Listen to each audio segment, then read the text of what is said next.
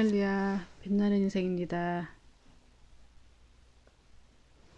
오늘은 요한복음 6장 41에서 51절 생명의 떡에 대해서 묵상해 보겠습니다. 자기가 하늘나라에서 내려온 떡이라 하심으로 유대인들이 예수에 대하여 수군거려 이르되 이는 요셉의 아들 예수가 아니냐? 그 부모를 우리가 아는데 자기가 지금 어찌하여 하늘에서 내려왔다 하느냐? 예수께서 대답하여 이르시되 너희는 서로 수군거리지 말라. 나를 보내신 아버지께서 이끌지 아니하시면 아무도 내게로 올 수 없으니 오는 그를 내가 마지막 날에 다시 살리리라. 선지자의 글에 그들이 다 하나님의 가르치심을 받으리라. 기록되었은즉 아버지께서 듣고 배운 사람마다 내게로 오느니라. 이는 아버지를 본 자가 있다는 것이 아니라 오직 하나님에게서 온 자만이 아버지를 보았느니라.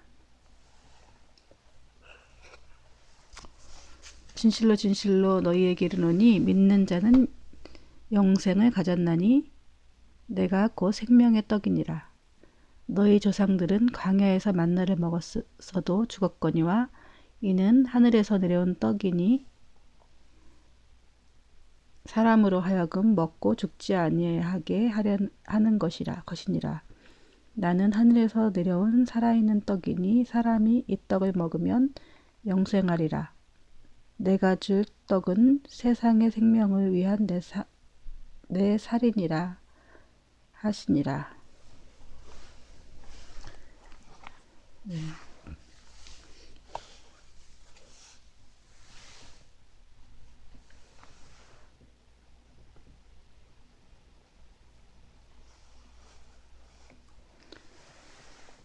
자기가 하늘에서 내려온 떡이라 하심으로 유대인들이 예수에 대하여 수군거려 이르되 이는 요셉의 아들 예수가 아니냐? 그 부모를 우리가 아는데 자기가 지금 어찌하여 하늘에서 내려왔다 하느냐? 네.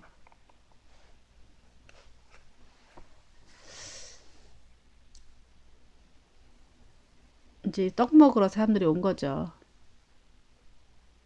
떡만 먹으러 온 것이 아니라 그야말로 이제 혁명을 꿈꾸려고 온 거죠. 현재 왕이 있죠. 어쨌든 그 당시 로마 총독부도 있을 것이고 하지만 왕이 있었겠죠. 있는데 진짜 예수님이 하신 그 사역들 앞에서 보면은 물이 포도주가 되게 하고 죽은 사람을 살리고 그 다음에 38년 된 병자가 치유되고 그 다음에 5,000명을 오병이어로 먹이시고 이것만 봐도 이 사람들은 우리가 진짜 의료와 포도주 문제 그 다음에 떡, 빵과 고기 문제가 다 해결되잖아요. 얼마나 좋겠어요. 더군다나 포도주를 갖다 물만 있으면 포도주를 마음껏 먹을 수 있는 거 아니에요. 빨리 왕이 돼야 되는데 어떤 이제 우리가 데려와서 혁명을 꿈꿔서 이제 왕을 근데 이게 사실 이 구조가 지금도 아니고 지금처럼 선거가 하는 것도 아니고 왕을 쫓아내고 새로운 왕을 이렇게 해야 되는데 이제 왕을 올리는데 기존 왕이 가만히 있겠어요? 기득권들이 가만히 있겠냐고요. 기득권층들이. 그러니까 이 백성들은 그러니까 예수님이 갑자기 나는 떡이다. 그러니까 갑자기 미친 사람처럼 보이는 거죠. 예수님이 이상한 얘기 하는 것 같고 하늘에서 내려온 떡이라고 하니까 예수님은 맞는 얘기를 하고 계시는데 우리가 이제 결과를 다 보고 그리고 우리가 수천 년이 흘러서 또 우리가 성령을 경험하고 예수를 믿고 어떤 체험들을 하고 나서 이 성경을 보니까 그 내용과 의미와 저는 문맥을 다 읽지만 예수님 당신 얼마나 황당한 얘기겠어요. 그 이제 백성들이 유대인들이 수군거리는 거죠. 요셉의 아들 예수가 아니냐, 목수의 아들 예수가 아니냐. 그 부모를 우리가 아는데 자기가 어찌해서 하늘에 내려왔다고 하느냐. 그 사람으로 태어난 거 아는데 부모를 아는데 그러니까 저 사람이 저 이상하다는 거죠.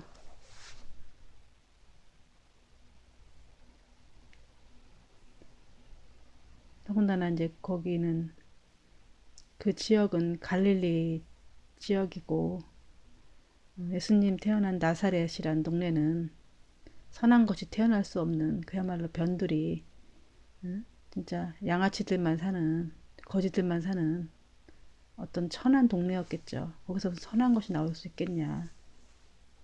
그렇게 할 정도로 오늘날 뭐 제가 뭐 할렘에 대해서 폄하하는 건 아니고 미국에서 할렘을 위험 지역이라고 했듯이 그런 데서 무슨 선한 것이 나오겠느냐.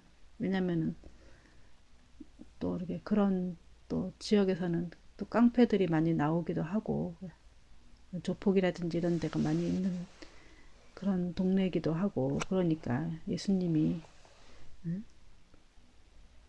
그런 데서 출생할 리가 없다 이렇게 말씀하는 거죠. 예수께서 대답하여 이르시되 너희는 서로 수군거리지 말라. 예수님은 수군거리는 것도 다 아셨겠죠. 무슨 의미로 하는 건지.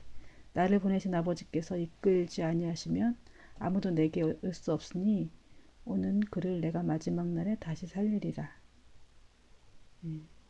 그러니까 나를 보내신 아버지 하나님께서 그러니까 하나님께서 즉 하나님께서 이끌지 아니하시면 그러니까 우리가 이끌지 않으시면 하나님께서 어저께도 이제 저번에 해도 말씀드렸죠. 하나님께서 우리를 예수님께로 나를 이끌지 않으시면은 아무도 내게로 올 수 없다고 했죠. 우리가 예수님을 또 만나게 된 거는 하나님이 이끌림이 받아서 온 거지. 우리의 그냥 우리의 능력으로 된 게 아니죠. 그걸 은혜라고 하죠. 은혜. 내 능력이 아닌 하나님의 능력으로 된 것들 전적으로 공짜로 얻은 거죠. 오는 그를 내가 마지막 날에 다시 살리리라.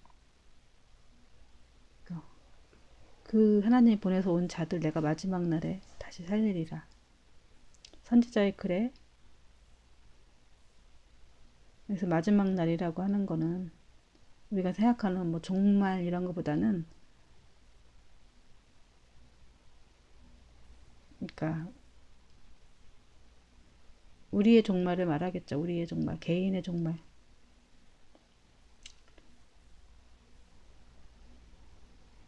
뭐 또 뭐 전체적으로 뭐 전체적인 종말도 될 수도 있는 거고 그거는 해석하기 나름이겠지만 그래서 자꾸 그 전체적인 종말을 생각하기 때문에 종말론자가 생기고 그것 때문에 이단도 생기고 수천 년이 흘렀지만 계속 지금이 마지막 때다 마지막 때다 곧 종말이 올 것처럼 얘기를 하죠.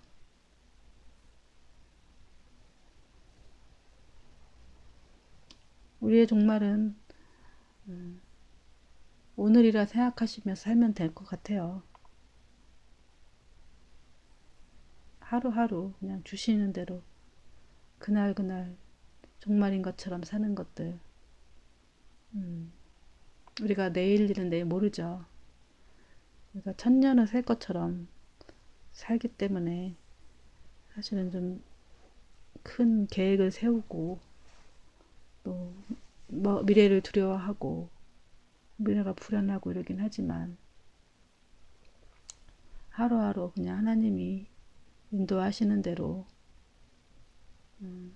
우리는 영원히 살 존재이기 때문에 지금 인생에 우리의 영원이라는 것에 만약 영원이라는 것 있죠. 우리의 인생은 여기에 토막도 안 되는 거예요. 영원에. 그래서 거기서 하루를 살았던 50을 살았던 100살을 살았던 이 토막 안에 들어가는 거죠. 근데 이 토막에 100살을 살아서 영생을 얻지 못하면 100살을 살았던 우리 인생은 그냥 수고와 슬픔뿐인 것 같아요. 어쨌든 우리가 하나님을 예수님 앞에 하나님께 이끌려서 가면 하나님 예수님께서 마지막 날에 우리를 살리신다고 말씀하셨어요. 선지자글에 그들이 다 하나님의 가르치심을 받으리라 기록되었은즉 아버지께 듣고 배운 사람마다 내게로 오느니라. 그러니까 우리가 결국은 우리가 하나님이 우리한테 가르치시는 거죠. 우리가 솔직히 모든 사람들이 하나님의 음성을 들어요. 듣는데 그게 내 생각인지 그 얘기 좀 해야겠다. 우리가 하나님의 음성에 대한 잠깐 얘기를 하자면은 우리가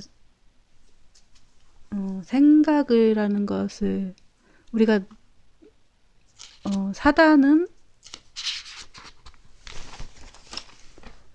어떤 형태로 내 안에 들어와 있냐면은 나라는 형태로 들어와 있어요. 나.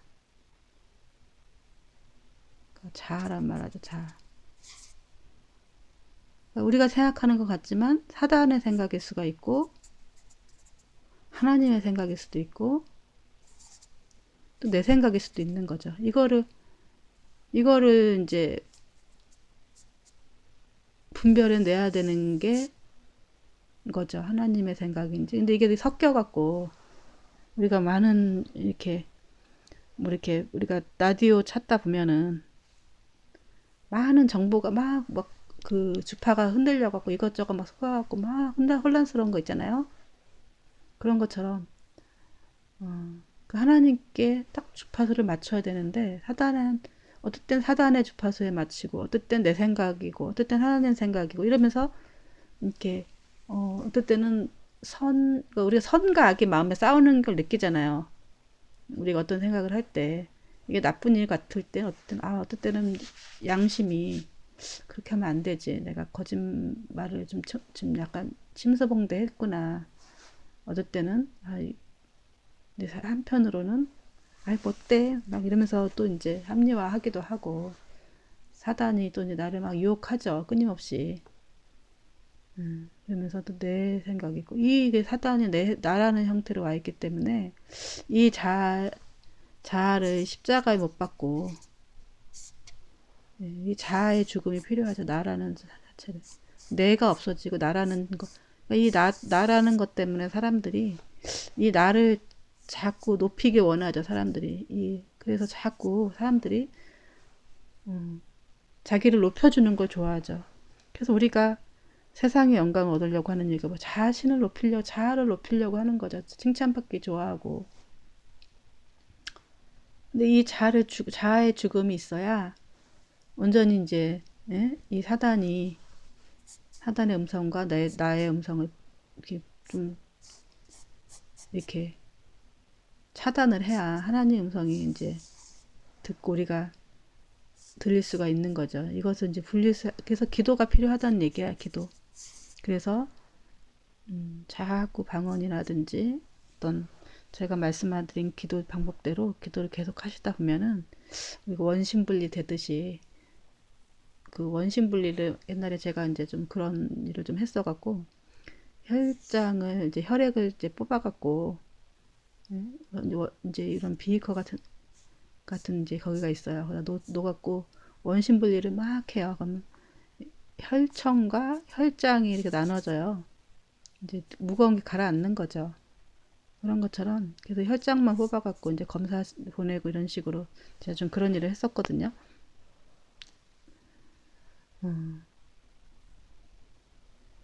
그런 것처럼 이게 이제 좀 구분이 되어야 되는데 이게 섞여 있어갖고 이제 잘 안 들리는 거죠. 그런 것처럼 우리 모든 사람이 근데 이 사실은 하나님 음성을 듣죠. 듣는데도 모르는 거죠. 이제 그거를 다 내 생각으로 생각하는 거죠. 근데 대부분은 이제 거의 뭐 사단의 생각들을 많이 듣기도 하고 사단의 유혹도 많이 빠지기도 하고 사단은 계속 자기를 우리는 또 안 하다 보면 관성대로 그 자기를 높이는 대로 가게 돼 있어요.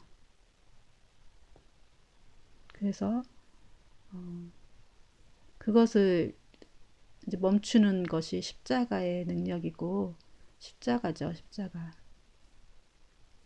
우리가 브레이크가 고장난 차 같은 존재예요. 선악과를 따먹고 차가 이렇게 고속도로를 딱 가는데 처음에는 이제 뭐 막 달리다 보니 브레이크가 고장이 나요. 어느 정도 제어했을 때는 괜찮은데 사이드 브레이크를 제가 이제 얼마 전에 그 차를 작년에 바꿨는데 먼저 차를 되게 오래 탔어요. 근데 브레이크가 좀 고장이 난 거야. 브레이크 고장 난 표시도 엄청 많이 왔는데 브레이크가 이제 바퀴마다 4개인가 있다 하더라고요. 근데 그 4개 다 고장 나면은 안 되지만은 한 2개만 있어도 이제 괜찮대요. 달리는 이제 근데 마지막에는 이제 그래도 이제 어쨌든 다른 건 멀쩡하니까 일단은 폐차시키기 아까워갖고 그냥 하는 데까지 타고 다녔어요. 근데 마지막에 브레이크가 완전히 파열되는 것 같아요. 그래서 저희 집에 세워놓고 있는데 그걸 이제 뒤로 좀 빼서 이렇게 나가야 되는데 어디 가려고 하는데 막 후진해갖고 막 나가는데 집이 약간 언덕인데 완전히 막 내려가는 거예요. 그래서 어떻게 해요? 뭔가를 일단은 정신이 없더라고요. 그래도 그 아침 새벽은 아니고 좀 이른 아침이라 사람이 뒤에 없어서 다행이었고. 근데 일단 뭐를 하나 받고 쓴 것 같아요, 제가. 뒤에 이제 약간 언덕, 이렇게 양옆으로 약간 언덕이 있어갖고. 그리고 또 이제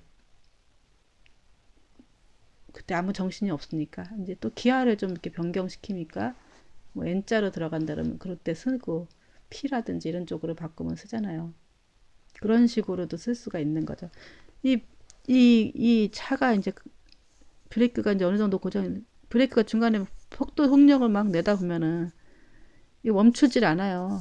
우리 이제 이 사단이 예? 장악하고 있는 사람들은 이 브레이크가 고장난 열차라든지 차가 되는 차같이 되는 거죠. 막 속력이 나는 거죠. 그래서 하나를 갖고 싶으면 더 갖고 싶고 더 갖고 싶고 욕망대로 막 가게 되고 이거 멈출 수가 없어요. 우리 의지대로. 그러니까 술 같은 것도 생각해 보세요. 술이 나쁘다는 것도 알지만 그것을 멈출 수 있는 거의 중독된 사람들 보면은 멈출 수 있는 의지가 없잖아요. 결국은 이제 그것이 이제 멈추려면 어떻게 해야 돼요? 사고가 나야 되죠. 저처럼 어디가 부딪혔던가나. 그래서 이제 일단은 사고가 나서 나야 이렇게 뭘 받든지 이렇게 멈춰지지. 내 의지대로 멈춰지는 게 아니죠. 그래서 이 멈춰지는 부분을 보통은 고난이라고 하죠. 그래서 그때부터 이제 뭐 좀 조심하게 되기도 하고 그래야 내가 방향이 틀린가 하면 유턴을 하게 되죠. 방향이. 이게 이제 좁은 문으로 들어가는 거고 넓은 문으로 가는 거죠. 육으로 가고 영적인 곳, 영적인 길로 가는 거 영의 문. 네, 그러니까 선지자들은 다 하나님의 가르침을 받으리라. 그들이 다 하나님. 아버지께 듣고 배운 사람마다 나에게로 오느니라. 우리가 하나님의 음성을 듣고 하나님이 주신 믿음으로 예수님께, 그것도 앞에서 얘기했죠. 예수님을 믿는 거죠. 결국은 예수님이 또 어떤 식으로 말씀하시냐면은 믿음으로 말씀을 하시죠. 믿음이 있다는 얘기는 그 사람의 영이 그나마 좀 이렇게 맑다는 얘기예요.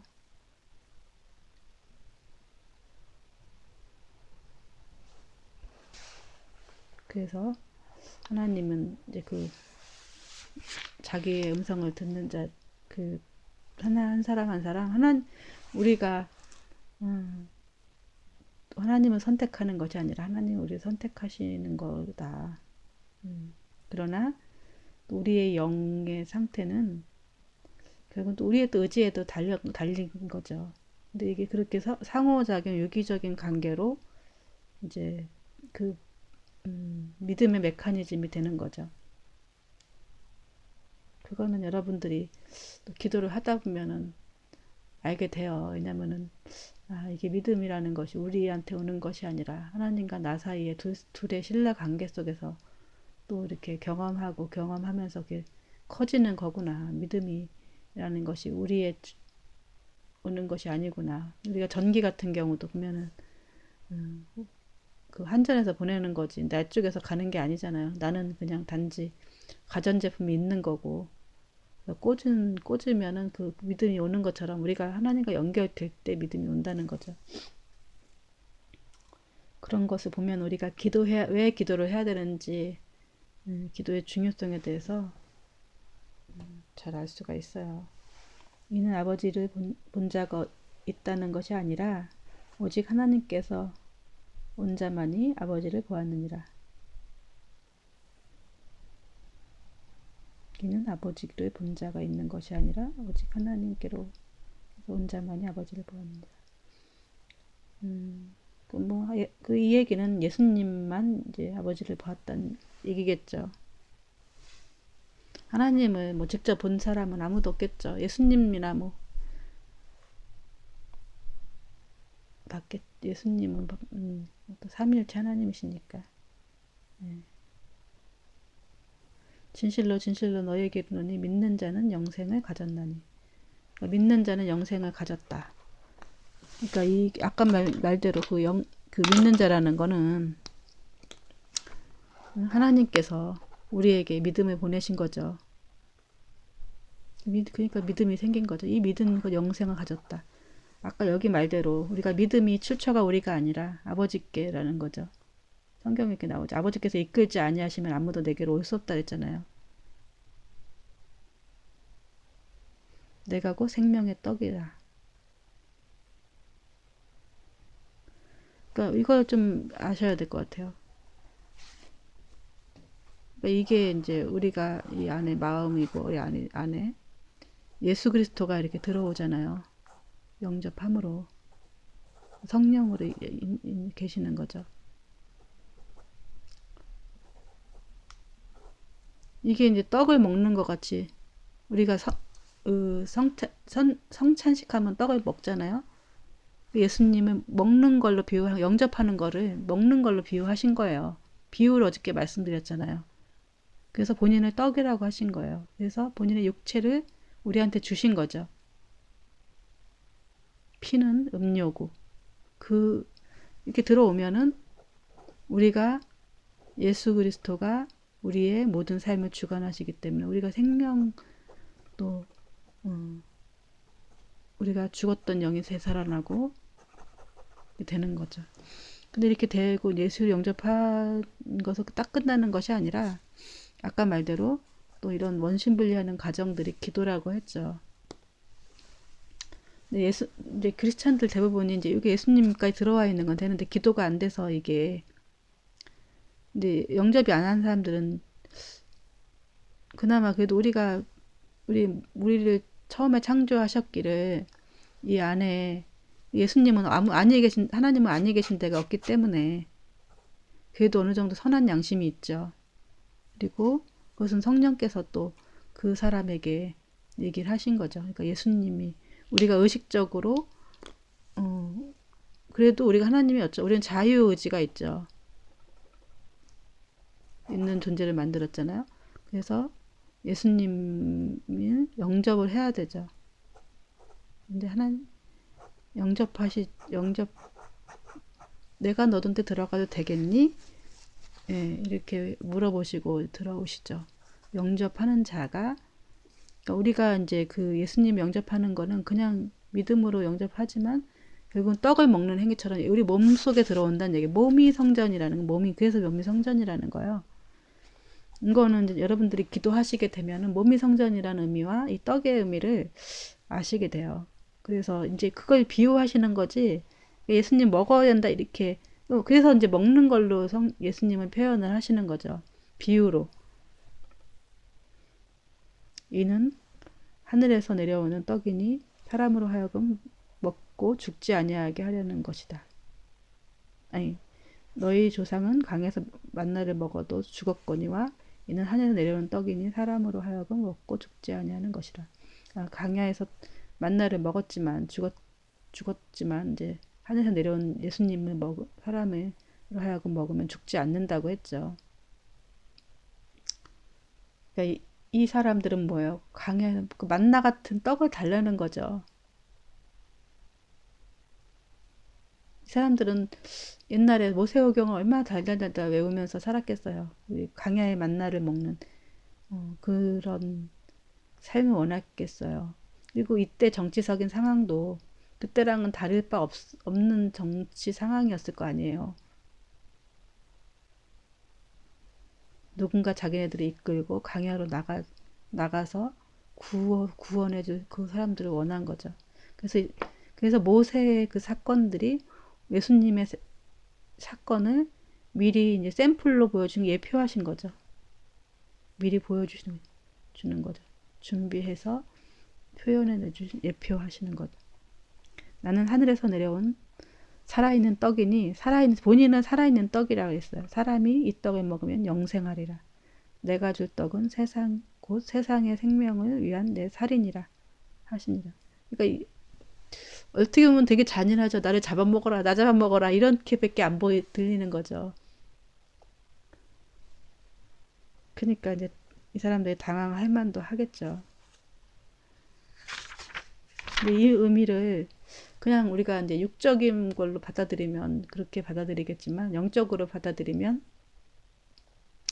나를 믿어라. 그리고 영적인 의미인 거죠.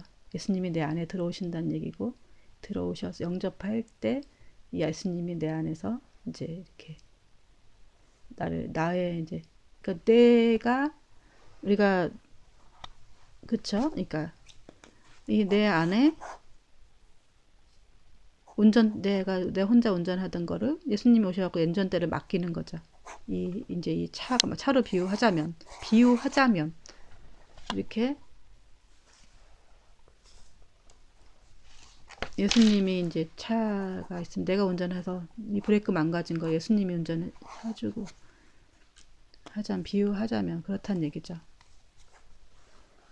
그러니까 내 몸을 이 내 몸은 우리가 타락하고 이 사단한테 아마 올무가 이렇게 잡혀 있기 때문에 예수님이 오셔서 이 잡혀 있는 것을 이렇게 들어오시지 않으면 사단한테 이게 잡혀 있어요. 대부분 사람들이 다 사단한테 잡혀 있어요. 예수 믿는 사람일지라도 영접했던 사람일지라도 아까 말대로 사단의 음성을 듣고 사단의 또 자기 육적으로 그런 욕망대로 행동하기 때문에 기도 안 하고 하나님과 연결돼 있지 않으면